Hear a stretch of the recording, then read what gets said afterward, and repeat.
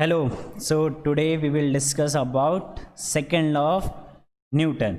Okay, as we have already discussed the first law and about the force and the balance and unbalanced force in our first video of that chapter.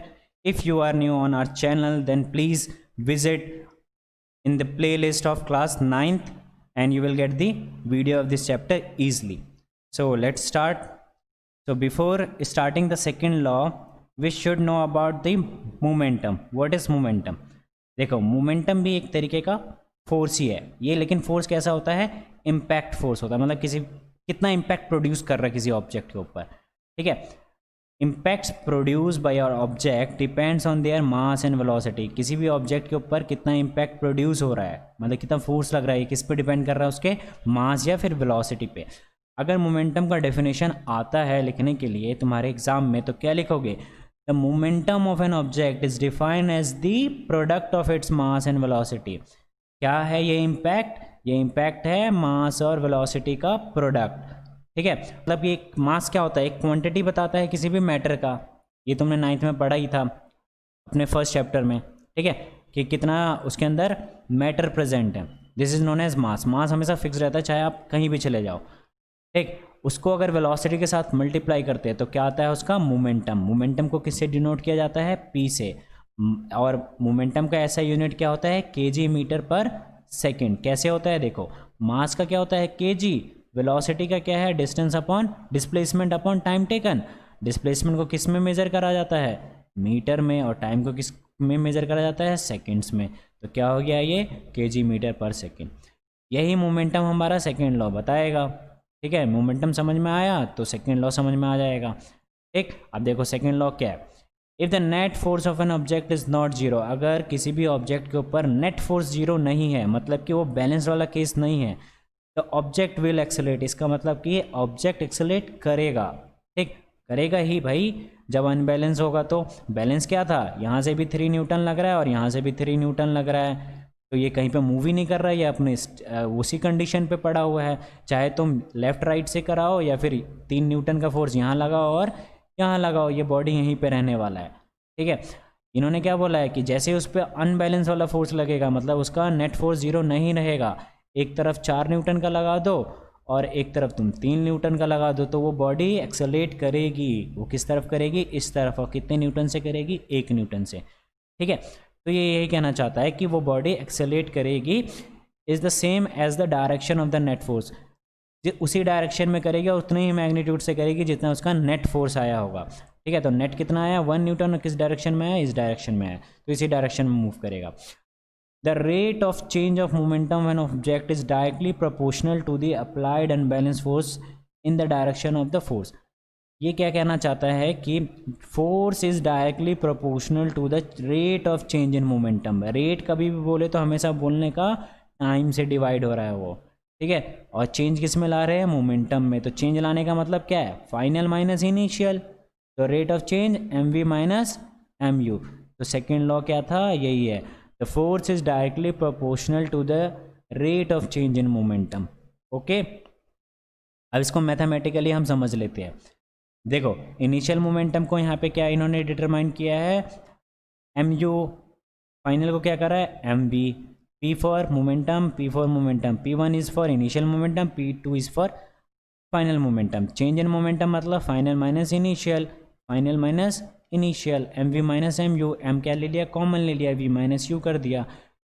अभी क्या पढ़ा? Force is directly proportional to rate of change of momentum. Rate of change of momentum मतलब m v minus u by t. तो ये वाली चीज़ हमने यहाँ पे कर दी।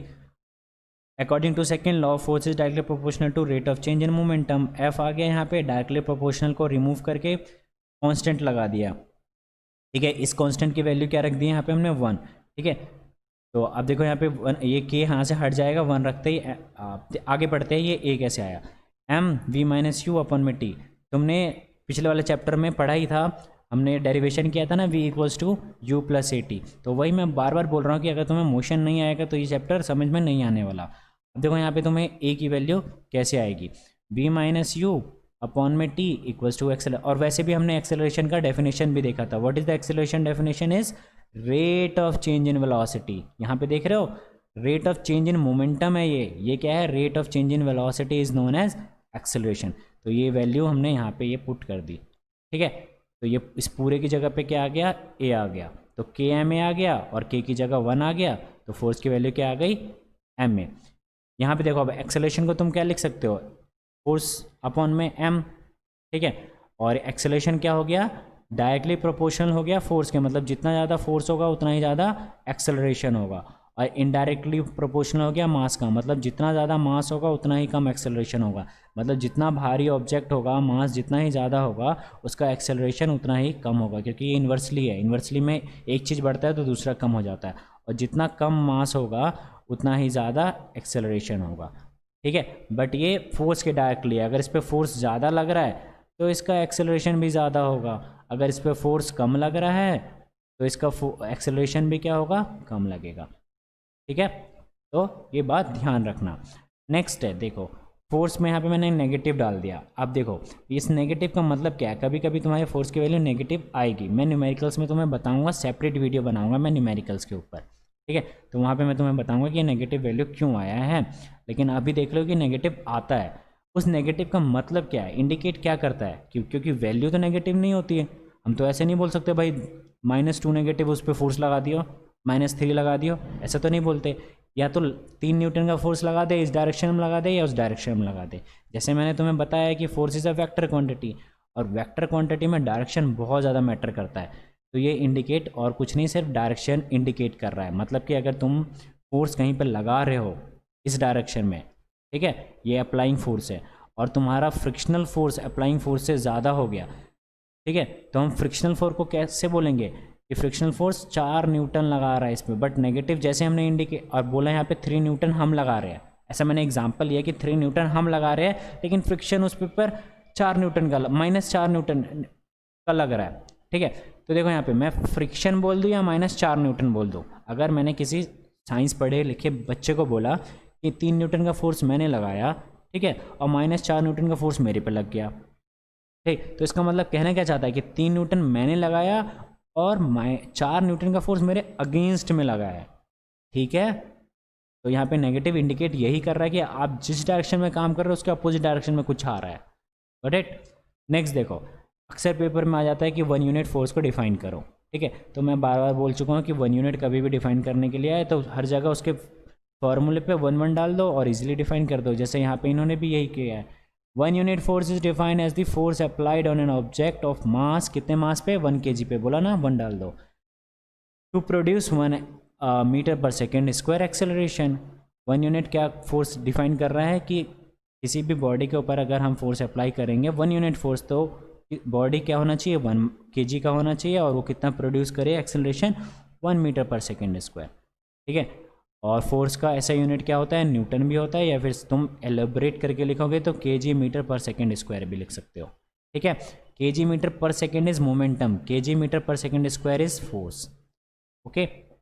एप्लीकेशंस कहाँ कहाँ है सेकेंड लॉ का, कहाँ कहाँ यूजेस है, देखो जब तुम बॉल को किक करते हो वहाँ पे भी हम एप्लीकेशन न्यूटन का सेकेंड लॉ देख सकते हैं। कैसे, when we kick a ball we exert a force on specific direction, हम किसी पर्टिकुलर डायरेक्शन में फोर्स अप्लाई करते हैं, ठीक है, which is the direction in which it will travel, in जिस डायरेक्शन में वो बॉल ट्रैवल करनी होती है। In addition the stronger the ball is kicked, अगर तुम जितना ज़्यादा तेज मारोगे the stronger the force is exert on the ball, ठीक है, और वो उतना ही फर्दर अवे जाएगा, दूर जाएगा, ट्रैवल करेगा। तो यहाँ पे वही बोलना चाहता है ना कि फोर्स क्या हो गया यहाँ पे, डायरेक्टली प्रोपोर्शनल हो गया एक्सेलरेशन के, है ना भाई, force equals to m a, m और ए क्या है यहाँ पे डायरेक्टली हो गया। तो जितना ज़्यादा तुम्हारा किक होगा, मतलब फोर्स जितना ज़्यादा तुम अप्लाई करोगे उसका एक्सेलरेशन उतना ज़्यादा ही होगा, ठीक है। नेक्स्ट है pushing a cart, it is easier to push an empty cart in a super market than it is push to a loaded one. यहाँ पे क्या आ गया, फोर्स और मास का कॉम्बिनेशन, एक्सेलरेशन और मास का कॉम्बिनेशन, ठीक है। यहाँ पे क्या कहना चाहता है कि जितना ज़्यादा कार्ट तुम्हारा जो सुपर मार्केट में लेकर के जाते हो ट्रॉली, ठीक है, उस ट्रॉली में क्या होता है, अगर सामान ज़्यादा भरा रहेगा तो उसका मास ऑटोमेटिकली क्या हो जाएगा, ज़्यादा हो जाएगा, मास ज़्यादा हो जाएगा तो उसका एक्सेलरेशन कम, और उस अगर वही कार्ट जो है तुम्हारा मास उस पर क्या रहे, कम रहे, तो तुम्हारा एक्सेलरेशन क्या हो जाएगा, बढ़ जाएगा, ठीक। तो यहाँ पे कहना क्या चाहता है वो सिर्फ कि मास जिसका कम है उस पर हमें क्या करना पड़ता है, हमें ईजी पड़ता है उसको पुश करने के लिए, ठीक है, एज़ कम्पेयर टू जिसका मास ज़्यादा होता है, ठीक है। तो यहाँ पे फोर्स कम होने की वजह से हमें फोर्स अप्लाई ज़्यादा करना पड़ता है उस पर, उसको धक्का देने के लिए, ओके। नेक्स्ट है टू पीपल वॉकिंग, अगर दो लोग चल रहे हैं, among two people walking if one is heavier, अगर एक भारी है दूसरे वाले से, ठीक है, तो will walk slower because the acceleration of the person weighing lighter is greater, मतलब कि जो बंदा भारी है, ठीक है, वो स्लो चलेगा। वो स्लो क्यों चलेगा, क्योंकि acceleration is inversely proportional to mass, जिसका मास भारी है वो उसका एक्सेलरेशन कम होगा, मतलब वो धीरे धीरे चल रहा होगा, वो फोर्स भी कम लगा रहा होगा, ठीक है। वो ऑब्जेक्ट फोर्स कम लगा रहा होगा, उसको हिलाने के लिए हमें फोर्स ज़्यादा अप्लाई करना पड़ेगा। जो मैंने यहाँ पे बोला ना कि फोर्स कम लगाया, तो इसको हिलाने के लिए हमें अप्लाइड फोर्स यहाँ पे ज़्यादा करना पड़ेगा। Applied force will be greater than frictional force, जो फ्रिक्शनल फोर्स वो खुद प्रोड्यूस करेगा। और इस वाले केस में क्या होगा, applied force will be lesser than frictional force, okay. तो ये चीज़ समझ लेना कि जब वो भारी बंदा होगा तो वो बंदे को क्या करना पड़ेगा, ज़्यादा फोर्स अप्लाई करना पड़ेगा, क्योंकि एक्सेलरेशन क्या हो चुका है वहाँ पे कम, क्योंकि उसका मास क्या है, ज़्यादा है, ठीक। तो हल्का वाला जो आदमी होगा वो फटाक से नहीं भाग जाएगा। अगर मैं इन तीनों एग्जांपल्स के अलावा भी कोई से एग्जांपल्स तुमसे बात करूं सेकंड लॉ के ऊपर बेस, ठीक है, तो कैचिंग के वक्त में, ठीक, कैचिंग ऑफ बॉल, ठीक है, बॉल को जब हम कैच करते हैं तो अपने हाथ को नीचे की तरफ क्यों लेकर के चले जाते हैं, ठीक है। देखो बॉल यहीं पर होती है, ठीक, लेकिन तुमने देखा होगा बहुत सारे क्रिकेटर्स को अपने हाथ को नीचे लाते वक्त, ठीक है, तो ये नीचे क्यों लेकर के आते हैं, क्यों नहीं हम यहीं पे स्टॉप करके बॉल को पकड़ लेते हैं। तो ये नीचे इसलिए लाया जाता है क्योंकि हम इम्पैक्ट को कम करना चाहते हैं। अभी इम्पैक्ट पड़ा था, ठीक है, मोमेंटम में, ठीक है, अभी इम्पैक्ट कम करने से क्या होगा, ये देखो। अगर पहले तो न्यूटन सेकंड लॉ देख लेते हैं, force is directly proportional to rate of change in momentum m v minus m u upon में टी।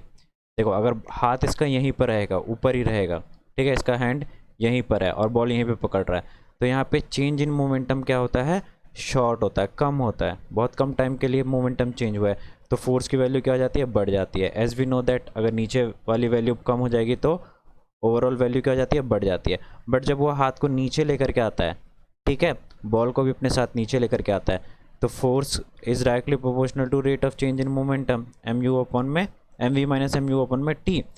टी को बढ़ा देता है, टाइम बढ़ा दिया ना, यहाँ पे चेंज होते होते होते यहाँ तक लेकर के आ गया वो, ठीक है, टाइम को बढ़ा दिया तो क्या हो गया, फोर्स की वैल्यू कम हो गई। तो फोर्स कम हो गया तो उसके हाथ को हर्ट इतना ज़्यादा नहीं होगा, ठीक है। अगर इसके अलावा मैं तुम्हें और एग्जांपल बताऊं, तो जो लॉन्ग जंप या हाई जंप करते हैं वो अपना नी बैंड क्यों करते हैं, ठीक है, नी इसलिए बैंड किया जाता है क्योंकि वहाँ पे भी चेंज इन मोमेंटम जो इम्पैक्ट होता है उसके टाइम को इंक्रीज़ किया जाता है। अगर टाइम को इंक्रीज़ नहीं करेंगे तो फोर्स की वैल्यू क्या हो जाएगी, बढ़ जाएगी, इसलिए टाइम इंक्रीज़ करते हैं फोर्स को डिक्रीज़ करने के लिए, ठीक है, क्योंकि वहाँ पे न्यूटन्स का थर्ड लॉ भी लग रहा होता है, ठीक। थर्ड लॉ मैं नेक्स्ट वीडियो में बताऊंगा थर्ड लॉ क्या होता है, बट अभी बता देता हूँ। जैसे कि वो कूद रहा होता है किसके ऊपर, ग्राउंड के ऊपर, ठीक है, तो कूदा मतलब एक्शन किया, ठीक, तो रिएक्शन उसको ग्राउंड से मिल रहा होता है, ठीक है। तो इस रिएक्शन को कम करने के लिए, ठीक है, क्योंकि वो तेज वेलोसिटी से आएगा ना, वेलोसिटी तेज, ठीक है, तो क्या हो जाएगा, फोर्स तेज, वेलोसिटी तेज तो फोर्स तेज, और फोर्स को कम करने के लिए मतलब रिएक्शन को कम करने के लिए टाइम को क्या करना पड़ेगा, इंक्रीज। तो टाइम को कैसे इंक्रीज कर सकते हैं, नी को बैंड करके, ठीक है। तो ये कुछ एग्जांपल्स थे, आई होप तुम्हें सेकंड लॉ अच्छे से क्लियर हो गया होगा। Ramayo Mentoring Make a Difference. Subscribe us on YouTube and get free doubt clearing session or notes.